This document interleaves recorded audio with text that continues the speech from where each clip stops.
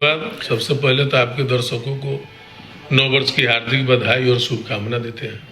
Sir, बीते रात जो है सुमेरा में जो है घर में घुसकर 3 बाप बेटों की कहीं न कहीं निर्मम तरीके से गोलीबारी दी गई है, क्या कहिएगा इसको लेकर? देखिए, अपराध तो चरम सीमा पर है। पूरे बिहार में अपराधियों का तांडव चल रहा है और प्रशासन मूक दर्शक बना हुआ है। ये तो पूरे बिहार का हाल है। अपराध, भ्रष्टाचार, ये तो अब आम हो गया है, लोगों को दिनचर्या में हो गया है। तो ये स्थिति पूरा बिहार का बना हुआ है। लेकिन नीतीश कुमार तो प्रगति यात्रा पे निकले हुए हैं सर। अब प्रगति यात्रा पर निकले हुए हैं तो प्रगति यात्रा पर जो है कोई जनता से तो रूबरू हो नहीं रहे हैं, अधिकारी से रूबरू हो रहे हैं। तो अधिकारी तो उनको फीडबैक सही थोड़ी देगा। अधिकारियों के द्वारा ही तो लूटपाट मचाया जा रहा है, भ्रष्टाचार किया जा रहा है। शराबबंदी के नाम पर पुलिस प्रशासन के लोग जो है शराब बेचवाने का काम कर रहे हैं। ये तो आम बिहार की जनता जनमानस जान चुकी है।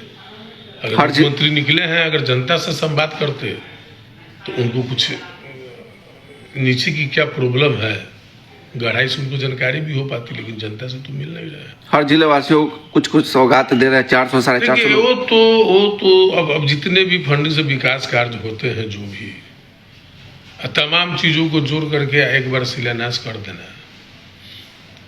माननीय विधायक लोगों का था, उनके अनुशंसा पर जो होता था सड़क जो भी है, सब चीज को जोड़ करके एक बार में शिलान्यास कर देते हैं। तो माननीय मुख्यमंत्री है, वो कर सकते हैं।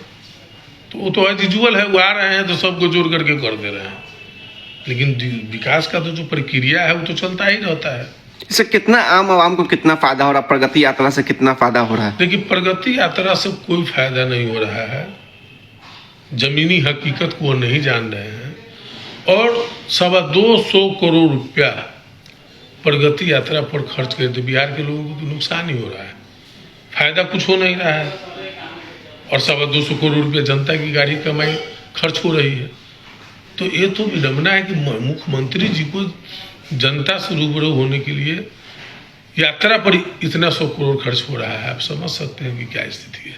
आपके नेता कई सारी योजनाओं की शुरुआत किए हैं और कहें कि हमारी सरकार आएगी तो सबसे पहले माई बहन योजना के तहत 25 रुपए के कहेंगे। देखिए, हम लोग के नेता आदरणीय प्रतिपक्ष श्री तेजस्वी प्रसाद यादव जी जमीनी हकीकत को समझते हैं और जमीनी हकीकत में कैसे लोगों का जीवन स्तर मजबूत होगा, इसको ध्यान में रखते हुए माई बहन मान योजना का शुरुआत करने का काम किया और बोले हैं कि अगर हमारी सरकार बनेगी तो सभी महिलाओं को 2500 रुपया प्रति माह दिया जाएगा। इससे महिला को आत्मशक्ति मिलेगा, आर्थिक सुदृढ़ि बहुत बड़ा परिवार में भी सुदृढ़ होगा, बच्चे को भी शिक्षा जरूरत होगी, शिक्षा की व्यवस्था करने में होगा, स्वास्थ्य के दृष्टिकोण से हर तरह से महिलाओं को सशक्त करने के लिए हम लोग के नेता ने लाया है। दूसरी बात कि आज का जो स्थिति है, चाय भी 10 रुपये को मिलता है। अब वृद्धजनों को, विकलांग के, विधवा को, दिव्यांग के जो वृद्धावस्था पेंशन मिल रहा है, वह पेंशन महज 400 रुपया है। तो हम लोग नेता आदरणीय तेजस्वी प्रसाद यादव जी ने घोषणा किया है कि यदि मेरी सरकार बनी तो इन लोगों को भी 400 से बढ़ा करके 1500 कर दिया जाएगा। अभी बिहार सरकार द्वारा पूरे बिहार में स्मार्ट मीटर लगा करके जो है सो स्मार्ट चीटर कह लीजिए उसको, गरीब गुरबा काफी परेशान है। बिजली कट जा रही है, पैसा नहीं है, बिहार है, टैरिफ भी सबसे ज्यादा महंगा बिहार में बिजली मिल रहा है।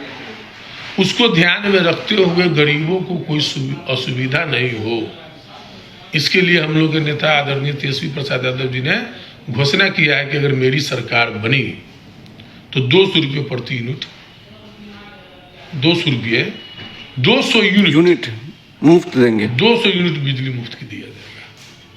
तो समझ सकते हैं, तो ये आम जनमानस के लिए है, गरीब लोगों के लिए है, ये लाया गया है। और हम लोगों के नेता जो कहते हैं वो करते हैं, यह जग जाहिर है। उन्होंने जो वादा किया है बिहार की जनता के साथ, वो पूरा करने का काम किया है। पंचायती राज मंत्री कल ही बयान दिए हैं, जो वो ढकोसला है, चुनावी ढकोसला, चुनाव के समय में। देखिए, ये तो भाजपा के लोग ढकोसला कर, जुमलेबाजी, ढकोसला, झूठ बोलना, ये भाजपा की नियति में शामिल है। भाजपा के लोगों ने जैसे पूरे देश के बेरोजगारों को ठग लिया, नौजवानों को बोला प्रत्येक साल 2 करोड़ नौकरी देंगे। पूरे लोगों को, देशवासियों को छलने का काम किया कि 15-15 लाख रुपया खाता में जाएंगे। और आदरणीय गृह मंत्री ने जो स्पष्ट कर दिया, अमित शाह जी ने किया, जुमलाबाजी था। तो ये लोग का ये रहता है झूठ बोलने का, प्रपंच करने का, ये लोग रहते हैं। हम लोगों के पार्टी के नेता कभी भी इस तरह की ओछी बातें नहीं करते हैं, और जो बातें बोलते हैं उसको करने का काम करते हैं। चुनावी वर्ष में क्या कुछ रणनीति आप लोग तैयार कर रहे हैं कि किस प्रकार से चुनाव का किया जाए, शुरुआत किया जाए? नहीं, हम लोग के नेता आदरणीय तेजस्वी प्रसाद यादव जी देख रहे हैं कि पूरे बिहार की दौरा कर रहे हैं, संगठन के लोगों से मिल रहे हैं, जमीनी हकीकत को समझ रहे हैं। तो निश्चित तौर पर बिहार के लोग अपराध भ्रष्टाचार से तंगो तबाह है। लोग मुक्ति चाहता है वर्तमान डबल इंजन की सरकार से, और प्रण कर लिया है, लोगों ने ठाना है कि 2025 में तेजस्वी को मुख्यमंत्री बनाना है। इंडिया गठबंधन में सब कुछ ठीक है ना सर? कहीं कोई दिक्कत नहीं है, क्योंकि अभी दिल्ली में चुनाव होने हैं, तो वहाँ पे कांग्रेस अपना अलग लड़ने की तैयारी कर रही है, उधर से आप अलग से तैयारी कर रही है, और यहाँ बिहार में जो है देश के स्तर पर इंडिया गठबंधन है, बहुत ऐसा राज्य में है, अलग अलग है, अलग अलग चीज़ है। तो उससे इंडिया गठबंधन पर कोई असर नहीं पड़ने जा रहा है। दिल्ली में आपकी पार्टी भी, आरजेडी भी तैयारी कर रही है क्या? देखिए, हम लोगों की पार्टी हमेशा से पूरे देश में धर्मनिरपेक्षता के पक्ष में खड़ी रहती है, और लोकतंत्र बचाने के लिए, संविधान को बचाने के लिए जो ताकतें हैं, उस ताकतों को मजबूत करने में लगी रहती है।